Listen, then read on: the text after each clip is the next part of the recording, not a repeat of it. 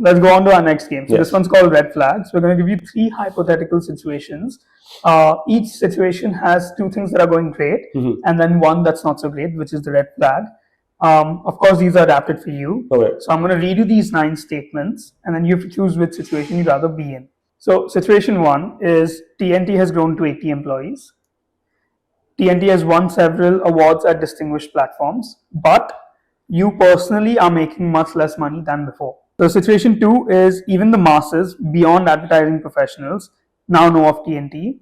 Your average ROI for clients is well beyond industry average, but 3 of your strongest team members leave to start their own agency.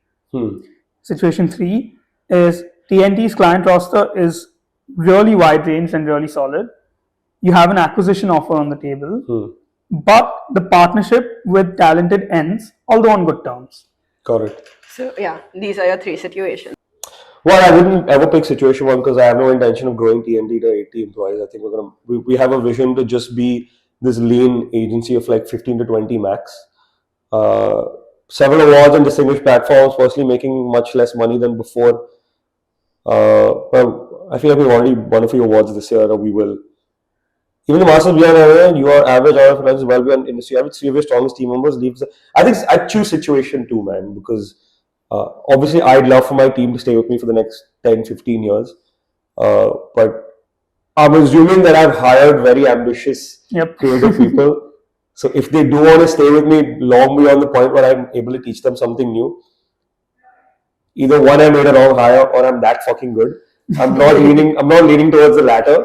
I'm leaning towards the fact that just by the definition of hiring, not type A, but like type A, B, but highly driven, self-motivated people, they should want to start their own agency. And the good thing about the Talented grid, right, is you don't have to break off and start. You can start something within the network itself. So if they have an idea, why would you not want to be in this ecosystem that has all of the best talent in the industry, right? Yeah.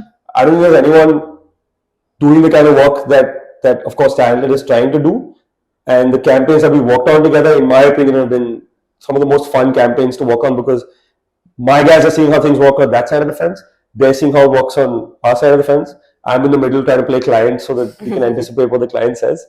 But I think situation 2 is the best situation, man. The only downside is 3 of my strongest team members leaving to start their own agency. And you wouldn't pick situation 3? What is situation 3? No, I wouldn't pick situation 3, because how would that work? Gautam and PG are also part of TNT. So, yeah, I mean...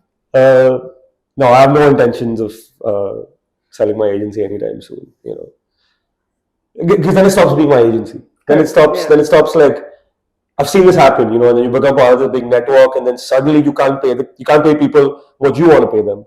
Correct. You can't say no to clients. You can't